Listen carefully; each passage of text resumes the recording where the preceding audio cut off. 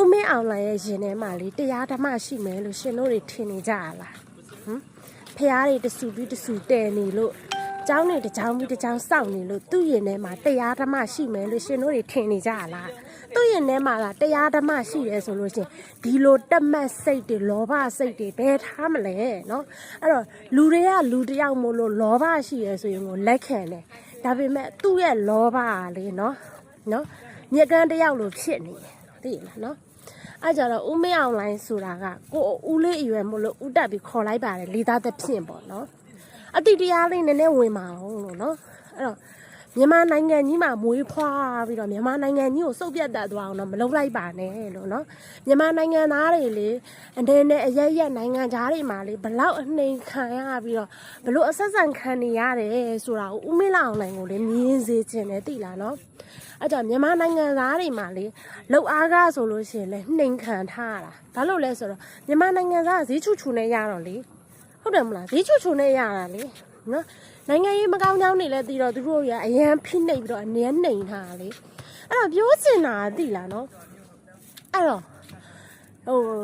ဒါကျမအသက်30ကျော်ထားပါတော့ဦးမြောက်လိုက်လဲဆိုရင်ဒါထက်ဝက်ကွာပါတယ်ထားပါအောင်နော်ကျမတရားပြန်ချလိုက်မယ်ရှင်နော်ကျမတရားပြန်ချလိုက်မယ်နော်အဲ့ကြတော့နည်းနည်းလေးသိရမလားနိုင်ငံချစ်စိတ်ကလေးနည်းနည်းလေးမွေးပြီးပါလားလို့နော်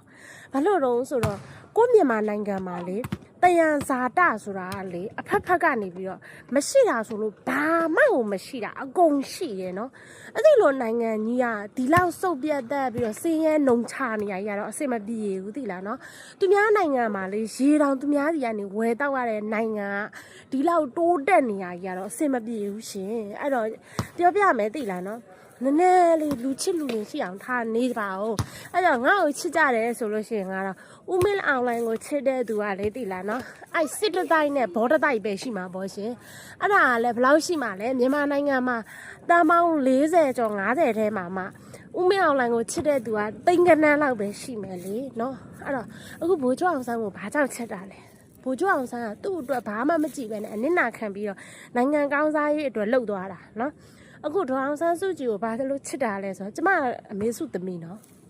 ဒေါအောင်ဆန်းစုကြည်ကလည်းသူ့အတွက်ဘာအကျိုးမြတ်မှမယူပဲနဲ့နိုင်ငံကောင်းစားရေးအတွက်ပဲသူကလုပ်နေတာသိလားနော်အဲ့တော့ဦးမင်းအောင်လိုင်းရဲ့အခုလဲရှင်ကလေသိလားစင်းရဲနေတဲ့သူတရားမဟုတ်ဘူးနော်ချမ်းသာတာမှထားပြနေရတာမရှိဘူးနော်အဲ့ကြတော့အတိတရားလေးနည်းနည်းလေးဝင်ပြီးတော့မြန်မာနိုင်ငံသားလေးတွေကိုနည်းနည်းလောက်မတနာပေးခြင်းမူလားလို့နော်နည်းနည်းလေးလောက်တနာပေးပါလားအများကြီးမတနာရင်နေရှင်ပဲစီလေးလောက်တနာတယ်ဆိုရင်နည်းနည်းလေးခံစားအောင်မယ်သိလားဒီပုံစံ